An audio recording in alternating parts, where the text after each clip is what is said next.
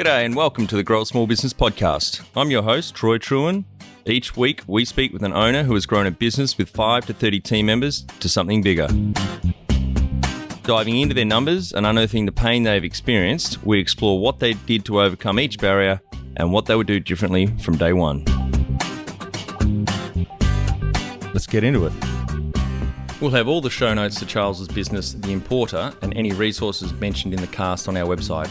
The business started 44 years ago here in Tasmania in 1975, had between 3 and 6 locations. Charles got into the business in 2004 to take it over from his parents. It's grown mainly organically through cash, not taking on much bank debt or any private investment. They import furniture from Southeast Asia and China and sell it direct to the public in 3 stores in Tasmania currently. They tried also selling wholesale, but that model didn't work. Growth has been from 8 team members up to around 30.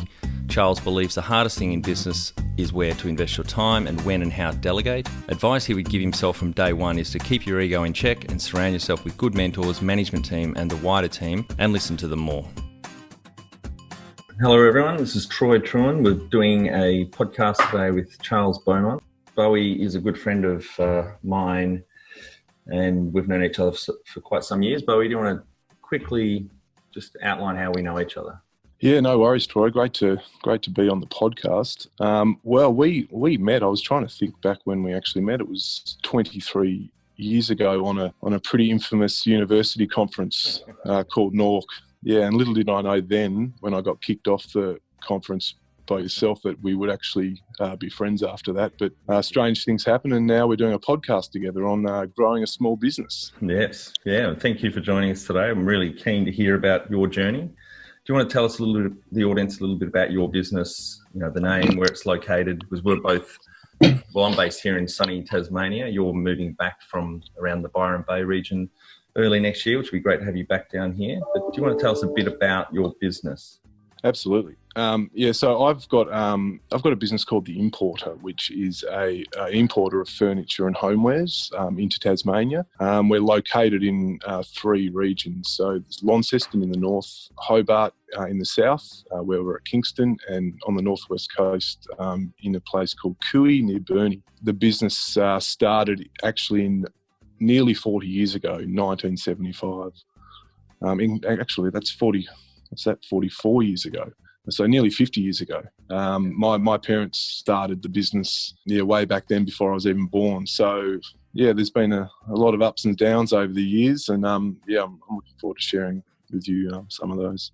And when did you start actually working in the business and I guess then eventually taking over the reins? The way it sort of eventuated is that my father fell ill in 2002 and unfortunately passed away not long after. So I didn't want to see my parents sell the business. Being an iconic Tassie brand, I got involved in 2004. Left my job at Cascade Brewery, where I was a 25-year-old tasting beer every morning, which was great fun, but realised it probably wasn't for me. So wanted to get involved in the business, which I think in the back of my mind I'd always wanted to do. So did you take the reins over soon after that, or you worked in the business a bit? Yeah, well, in 2004, I guess I didn't really have an official title, but I was sort of getting up to speed fairly quickly. After a few months, I was the one that was calling most of the shots, obviously with some advice from mum and dad. But essentially, I was running the business within that first year. And what the business does, so it imports furniture from overseas, mainly Asia, I believe. Yeah, we import from Southeast Asia generally and China. We used to be solely Indonesia actually, but now we've moved up into China, parts of India, Malaysia and now Vietnam. Yeah, and we import and retail. We only retail now, but we used to do a bit of wholesaling, but that model didn't seem to work when we got a few more stores. Right, great. Well, that's a bit of background on the business. Have you got any key numbers you can share with us to kind of illustrate to everyone how the business has grown, whether it's sales, staff or customers, any percentages or anything you're comfortable sharing with us? Yeah, there's a few things that I can share. So obviously in the 45 years, it's ranged from 1 shop to 6 shops over that time, from various sizes, from a shop that can be run by 1 person, or there's some larger shops that require 4 or 5 people. But when I took it over, we were at 2 shops, just in Launceston and in the city in Hobart, which was quite a small store. And then within 12 to 18 months of that, we agreed that we had to get bigger. So we relocated our Hobart shop down to a bigger site down at Kingston, and then also opened up on the northwest coast, which we'd been in and out of over the years, but not very successfully. So we got a fairly large store up there, 1,500 square metres, and decided that we were going to go a larger scale, which allowed us to obviously import more product at a more cost-effective price. Yeah, and with that, staff grew from probably 8 to 10 up to nearly 30 after the first 18 months. I think we should give the audience a bit of context, actually, for where we're operating. I know when I travel on whiskey business, I tell people I'm from overseas that I'm from Tasmania, and they think I'm from Tanzania. So Tasmania obviously is a small island just below Melbourne in beautiful Australia. Australia's got a population of about 25 million people. In Tasmania, the island has pretty much bang on 500,000 people currently, and the biggest city in Tasmania is Hobart, down south, with about 240,000 people. So almost half the population of Tasmania is based down south, and Launceston is the second biggest city. And so your stores are, or have been and still are, quite geographically dispersed, and yourself actually being based up in New South Wales on the mainland for the last year and a half, you've actually been able to successfully run the business remotely, I guess, from there. Yeah, that's right, Troy. It was a plan that my wife and I had for probably 3 or 4 years before we actually made the move. We wanted to move somewhere else to show our kids, who are still quite young, a different part of Australia. And we just decided what we had to do to make it happen. And it involved a lot of hard work, restructuring a little bit, pulling on some other people that were working in the business but needed to be moved higher up the hierarchy, and obviously getting all our reporting down so that I could look at numbers without too much effort in terms of what was important to the business. And has that move required much of you flying down to be in person at all, or you've been, the bulk of it's really been remotely on the phone or online? My goal was to not have to get too involved in the business, and over the last 2 years I've come down, I think, 4 times, and most of that's been for bushwalking actually, which has been fantastic. Great. Yeah. Okay, let's talk a little bit about funding then, like the broad background of how the business has been funded over the years. Have you got anything there you can talk to, the different stages or types of funding you may have used?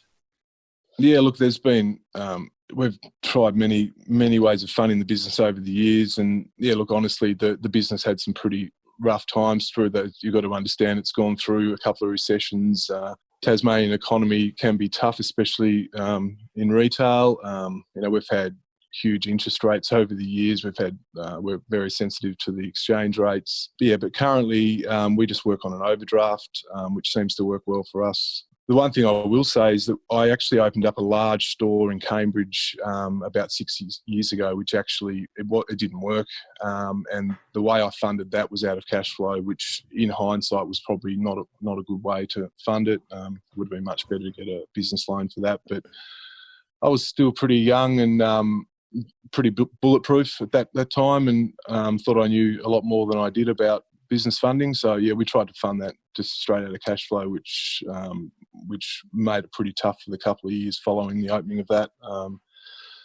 So I think your listeners are, one thing I will say to them is that you need to be across the different ways you can fund businesses, and what scenario is going to work best for you.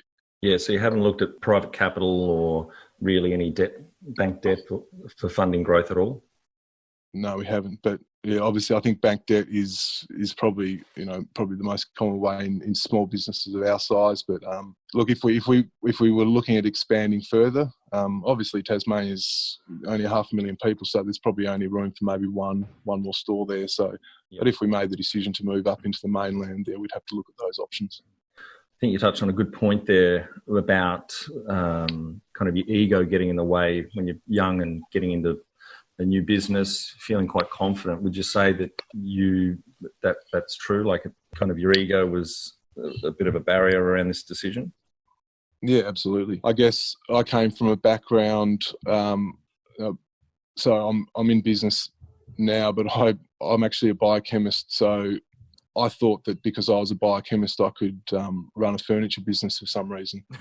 And that proved to be not correct. And it took me, it was interesting that when we opened up the new stores, we're in a really great space in Tasmania in terms of retail. So there was a bit of a false notion there that everything I did worked. And then it only takes a few years for the economy to turn to realise that it's just probably because everyone's doing well. So I had to learn pretty quickly that I didn't know everything, and that's probably when I sort of accelerated a lot of my personal development in business, because for the first few years that was pretty non-existent, and I was just I guess I was just in a lucky space in Tasmania in terms of the economy. Yeah, I've certainly had my ego moments throughout business, held on to businesses too long. I should have shut down or moved on. So I know exactly where you're coming from. And what areas in business do you feel you've had to work on the most, like to add the greatest value to your business? Yeah, well, taking on the business, it was, I guess, an archaic business in terms of most things. So when I took it on, the point of sale systems were, they're from the 80s. There wasn't really even any SOP manuals. The staff were, some of them had been there for 20 years. So I had to look at every part of the business and really prioritise what was important, what I had to do first. But between when I took it over and now, most of the business has been overhauled in terms of the procedures, the point of sale. It's still not perfect, but it's, if you looked at it from when I took it over to now, it's I guess it's moved into the 21st century. But probably in the 21st century, and we're already 20 years into that, so it needs to probably be looked at again now. For the audience, SOP, Standard Operating Procedure. I just want to touch on something you mentioned then. Some staff have been there for 20 years or so. So were you meaning by that they had to change the way they had ingrained habits or ways of thinking that you had to either bring them up to a new level or potentially even move some of them on?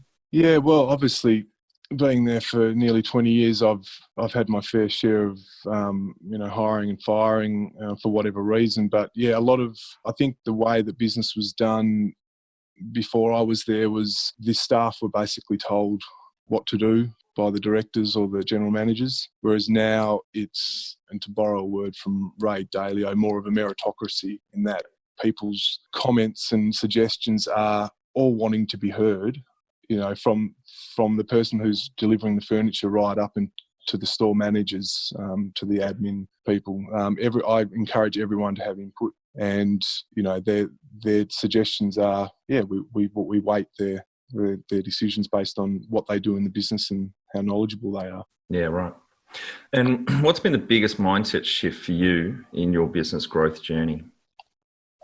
Yeah, it's probably that, actually, getting input from people in the business that actually know the answers. I used to think that I knew everything about the business, and that just wasn't true. So, just keeping in touch with the staff and getting ideas, because the business I'm in, it changes very rapidly, from furniture trends to just the way retail's done. There's so many systems that are in place now that weren't in place a year ago.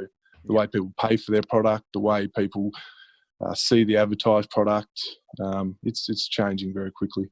And what is the number one habit you think a small business owner needs to develop and maintain? I think it's all about the people, regular contact with your staff.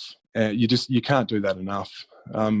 We try to instill that family feel. We are a family business still, but I think even as your business gets bigger, you need to maintain that. A regular contact with your staff and looking at the correct numbers and not fabricating the numbers. That's one thing I had to concentrate on, is moving up here for a couple of years. I had to know what numbers I wanted to look at, and not just come up with a set of numbers that made the business, made it actually look good, but it actually wasn't travelling well. So yeah, you just got to know what numbers to look at in the business. Do you love talking small business growth with other owners? We have a vibrant online community from many industries around the world. Plus, we regularly add new tools and resources for community members and host 2 webinars a month to help you grow your small business. growsmallbusiness.com. And how much professional development did you invest in yourself, like hours per week? Well, initially I didn't do anything, let's be honest. I used to turn up to work and just focus solely on the business, make sure everyone was doing their jobs correctly, and I fell into the trap of, doing a lot of jobs that other people could do, and not really focusing on my own professional development. So that's changed over the years, and now I'd probably do 3 to 4 hours per week, which is probably not enough. So there's definitely need to increase that, but I think you really need to be doing an hour, at least an hour a day.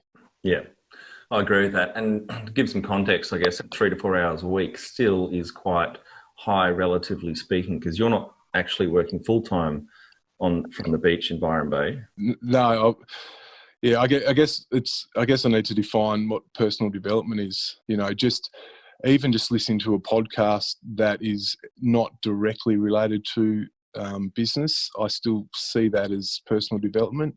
Even just listening to a podcast about how you can, think a bit clearer, or how you can change the ways you schedule your day. Whereas it's not directly related to business, I see that as personal development. Yeah, sure. Well, let's talk a bit about mentors and coaches while we're on the professional development area. So have you had any along the way, and what prompted you to get one or more? Yeah, look, it probably starts with my mum and dad. When I was involved in the business, even though my father was very sick, he still he taught me as much about the business as I've ever learnt.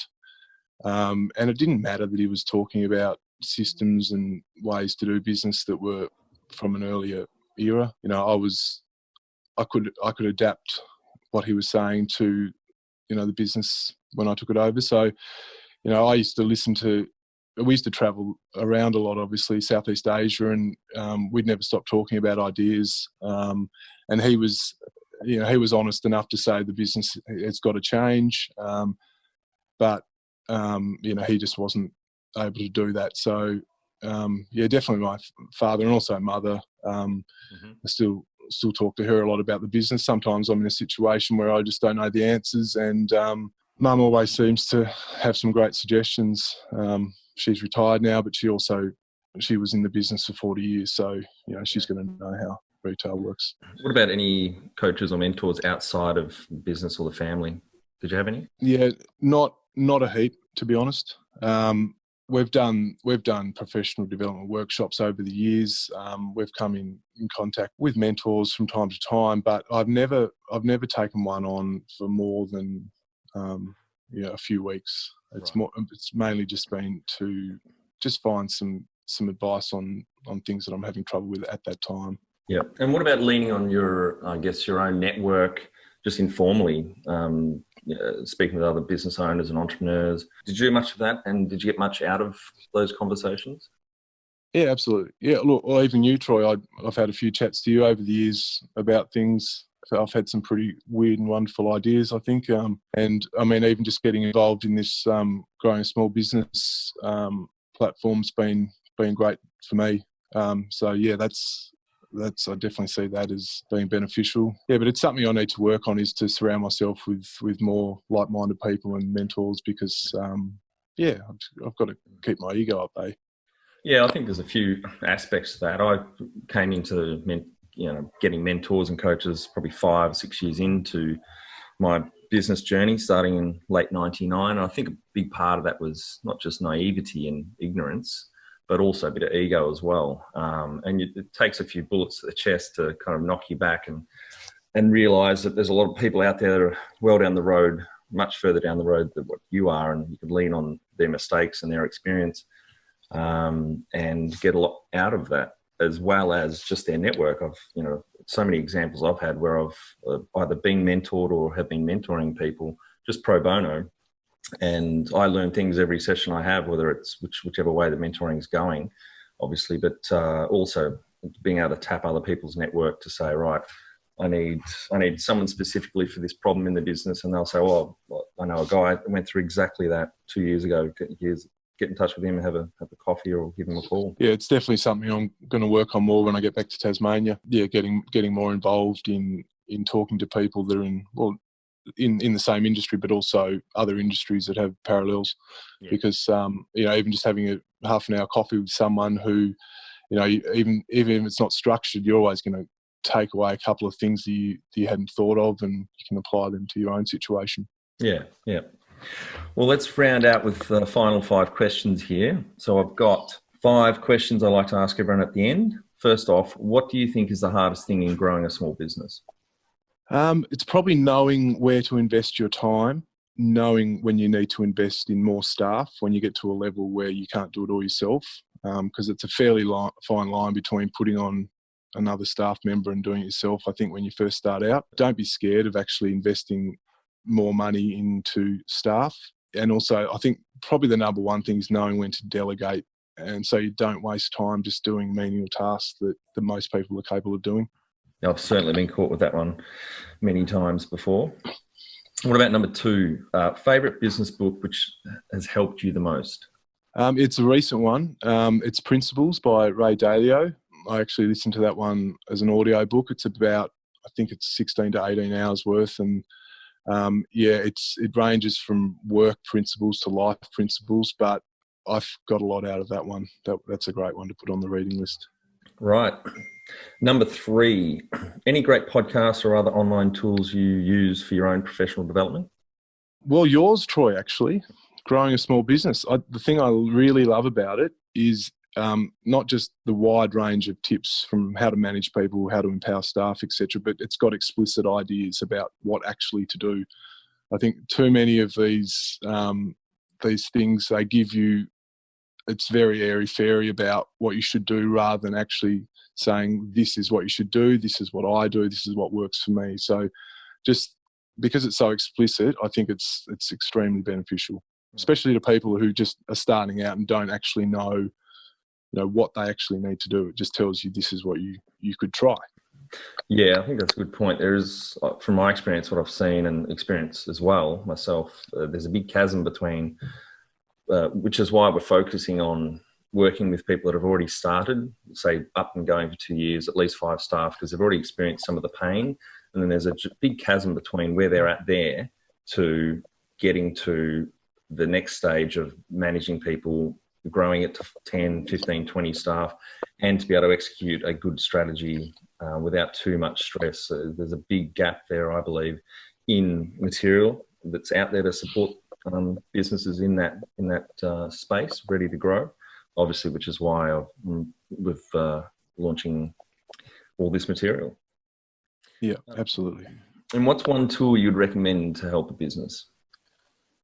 Well, yeah, I had to think about this one, and I'm probably going to tackle it from a slightly different angle. I think an extremely important tool is to have a quiet space. Now, that can actually be an office, or it could be a walking route that you can do.